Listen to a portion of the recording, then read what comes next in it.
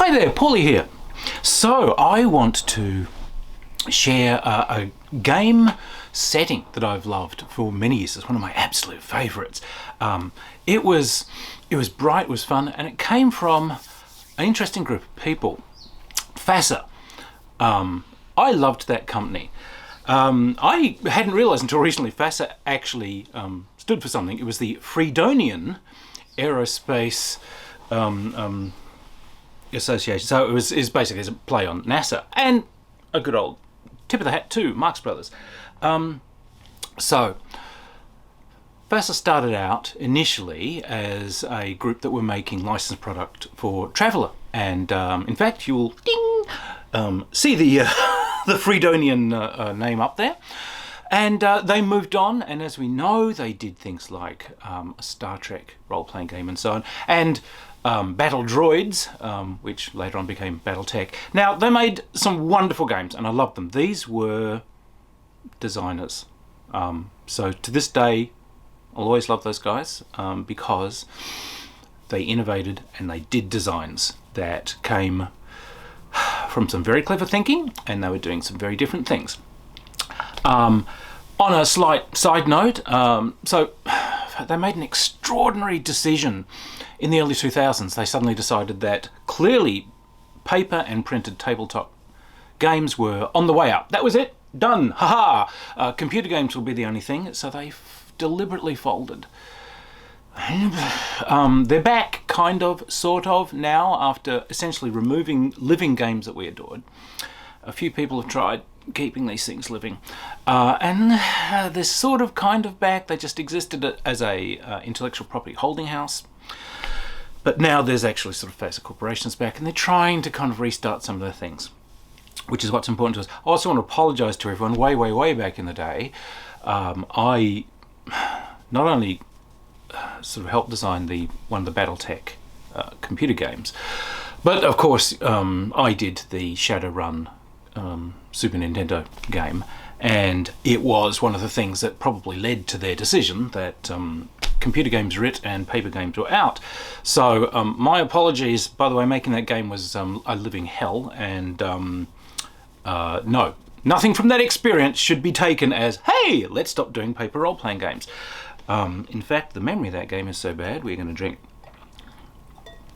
god damn, the Shadowrun computer game. Anyway, amongst the things these chaps did was a wonderful setting called Renegade Legion. Now, this fab little thing, this was set up 69th century AD. Oh, it's spacefaring, it's wonderful, and the bad guys in this are TOG, the Terran overlord government.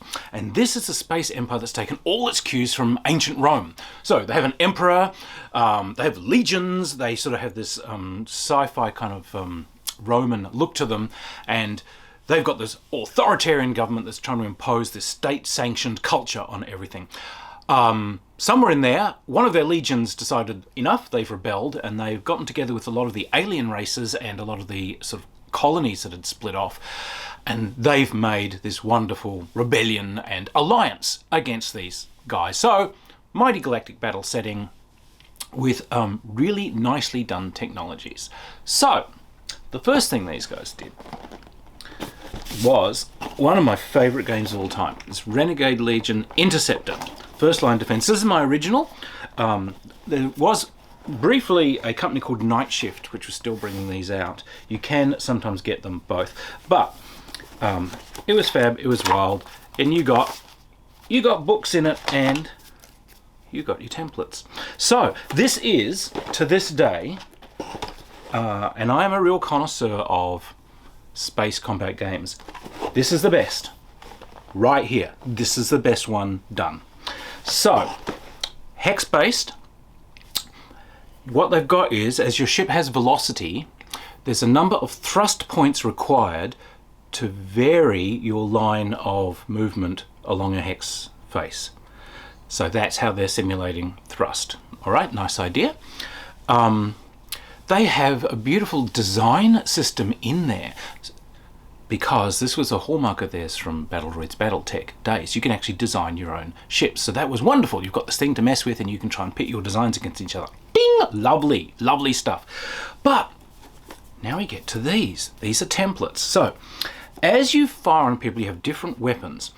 In the ship design, you have a sheet for each ship, and there are 2 defenses the ships have. One is shields. Shields have a flicker rate. They're basically impenetrable, but they flicker on and off in microseconds. The faster they flicker, the more protective they are, but it draws a ton more power. All right, so that basically directly subtracts from your chance to hit on the dice. But they have armor, and the armor is done as a wonderful grid of boxes, which comes on your little sheet. It's 10 wide by up to about 10 deep. When you hit someone, you roll a d10, and that tells you what column the weapon strike is centered on. And these are the templates for the weapon hits. Now, a weapon like a laser, you can design it so that it has a set penetration. You decide how many columns wide it is and how deep it goes. If I have a damage 10 laser, I can say it just does 10 in one narrow beam. So since the max armor I can have is 10, it will probably penetrate through the armor. But a few will go in. Or I could say it's 2 columns of 5.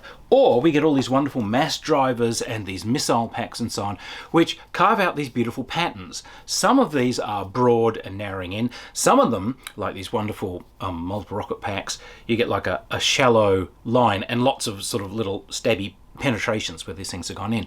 But you get these kind of carve outs of the armor. If you've got some columns that go in, and then you fire something that has a sideways section, you kind of tunnel outwards through this depiction of your armor. When another shot goes through, it can actually peel out the armor gap that you've created. So you're kind of carving into each other's armor. And that was sort of the fun of it. You would actually try to design these weapon combinations that would kind of dish your way in. Once you penetrated, Interceptor had a flowchart. As damage went in, you had this flowchart, and the damage kind of went down these different lines depending on where it had entered.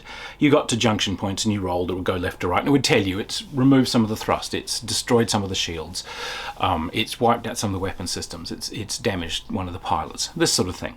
So a slight step away from that graphic system that they've done, but it was smooth, it was fast, wonderful, and the designs were great. Now, FASA, love them, but one of the great hallmarks was they would produce these lovely designs, there'd be great artwork for them. They were pretty bad at designing ships for their own systems. Your home designs would always beat the living snot out of these things, so never use the home designed ones. Horrible people like me will get in there and mini-max it and woohoo, make these great things. But fun untold. We did our own house mods to this, which you can still see as a yellow post-it note in my original game. This is from about mid-80s. This is well loved. So I just swiped the impulse system from one of the Star Trek combat games, which let you stagger when you could fire and move. Right, so the next thing they did was Centurion. And this is where the thing started to move into some real fun genius. This is a ground combat system, science fiction, and once again, I'm kind of a connoisseur of ground combat science fiction. I started off with our good old friend Stargard, ding, which I still play, by the way. It is wonderful. All hail the Drenoi. But this is a game of grav tanks, or supposedly just grav tanks. But what they've done is, these are the ground attack forces from the same universe, and it's done the same. Individual, almost dogfight between tanks. You'll have like... In Interceptor, you're kind of busy running your ship, so you'll run 1 to 3 or 4 ships each. This one, yeah, you know, you'll have 5 or 6 or 7 or 8 tanks. But a design system exactly the same as the Interceptor thing. They are absolutely compatible.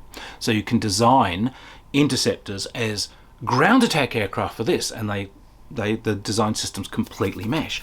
But you design tanks, they have shields that reduce everyone's chance of hitting, and they have the same armor, and you have weapons that carve their way through in the usual manner, and this is great.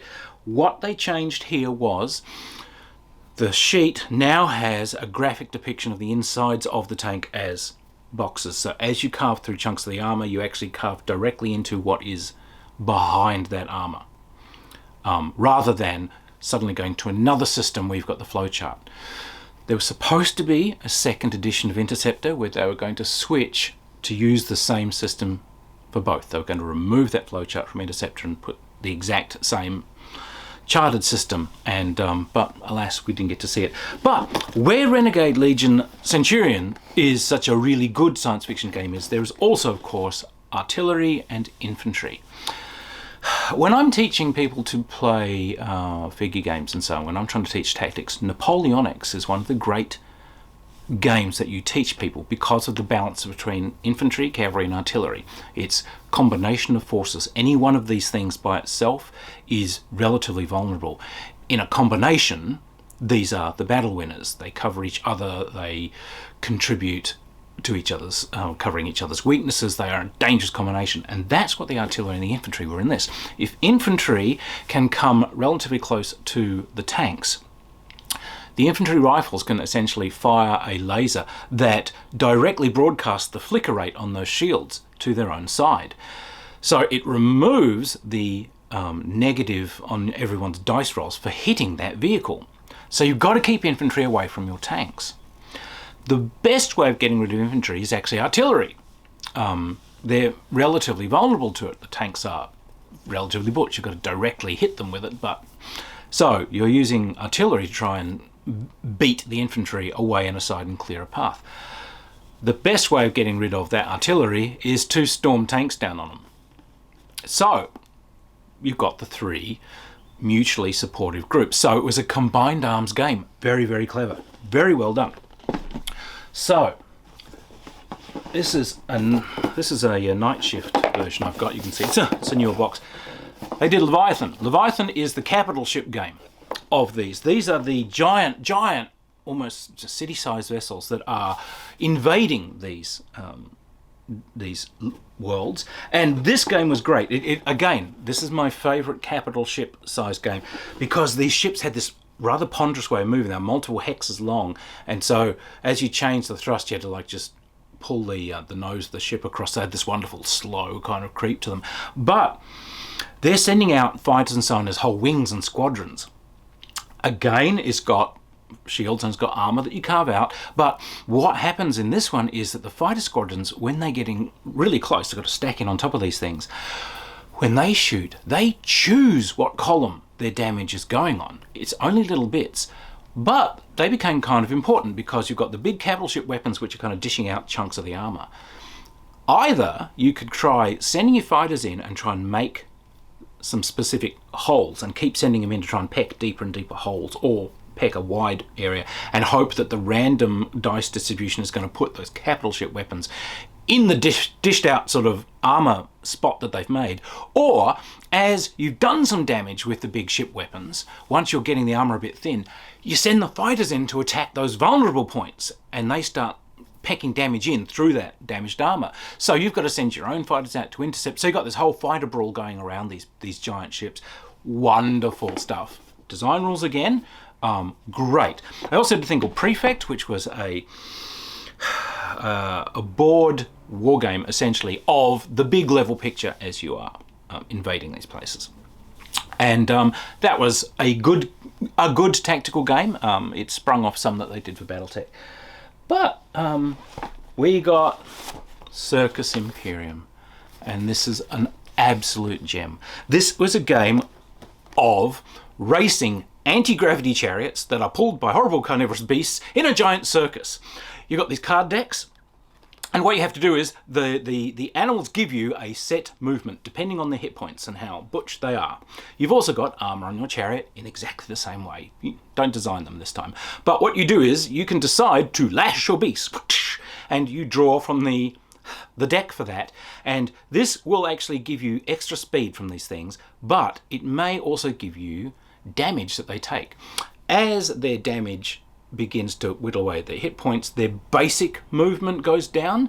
So if you're trying to keep ahead or up with the pack, you're probably going to end up kind of whipping them more. So it's a bit of a a bit of a bad equation you're in there. The more kind of frenziedly you whip them, the more you're going to have to do it. And they can also go absolutely berserk, sometimes comes out randomly. And then they take off at a huge rate of knots. These things will gnaw on any chariots you come up behind and try and get through the armour. But as you go around corners, there was a maximum speed that you could do. So if you bash into someone, you take damage off your armour on that side. But what you could do is sort of try coming in on the inside of someone as they're going round a corner. And you kind of knock them and take the area they're in. So you both take some damage here, but if they hit the walls, grind, they take a ton of damage on the walls, and you can bust up the chariot and off they go. We had some hilarious ones where someone's chariot goes to pieces or whatever, and he just ends up with the charioteer, because you can whip the other charioteers and you can like try and stab at them and whatever, but this guy ends up sort of with his wrecked chariot and he's just there on foot, but he sees he's only got a few spaces to go, and says, wait, I need to see the rules. What does it say? He said, well, it's the first rider to cross the finish line. So, I'm running! So this guy's frantically sprinting for the end zone, and rumble, around the corner comes his wall of chariots. And that Wile E. Coyote moment, the guy sort of, I just want to point out, none of you have to do what I know you're about to do. He says, yeah, we know. Everyone runs him over. But I think that actually went wrong, because the guy did some amazing dice roll. You can try and jump onto chariots. I think he actually leapt up into a chariot behind someone else, and so these two guys are trying to throttle each other as they go through. Hilarious game. There were these other cards you draw as you got to the bend. The boys from the bend. Everyone that's a complete yobbo sits at the bends, because that's where all the crashes happen. And there was their cheers. You just draw these cards, what they're doing.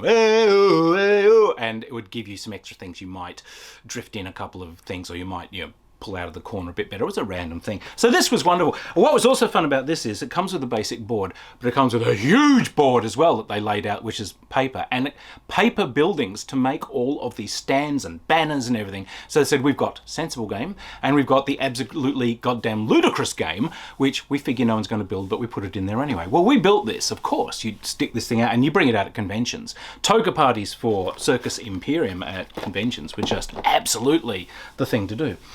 There's also a role-playing game of this, Legionnaire. It's in this setting. Now, Legionnaire, it doesn't really break any great design barriers. The system in it, it's a D10-based system.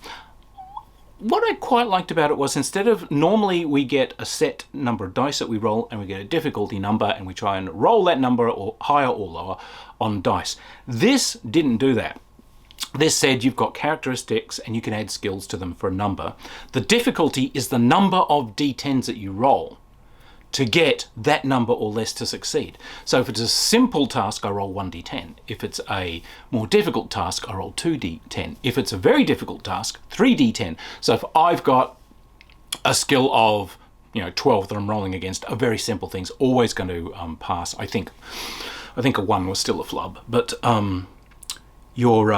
now, if I've got a 12 and rolling 2 dice, well, it's getting a bit dodgier. 3 dice, it's starting to look a bit dire. So, modifying the number of dice was a nice idea. Again, you did have armour, and as you took damage, you crossed off boxes, and you could whittle someone's armour away as you hit them. So this is a lost gem. I would have liked to see a lot more of this. And that's the tragic tale about Renegade Legion. It ended up as a lost gem. Night Shift Games got the right, briefly, to print a lot of these things. So, as I showed you, I've actually got Night Shift versions of all of these, because I want to preserve my originals, because I'm that guy. But what I've done is I've kind of kept abreast of what's going on.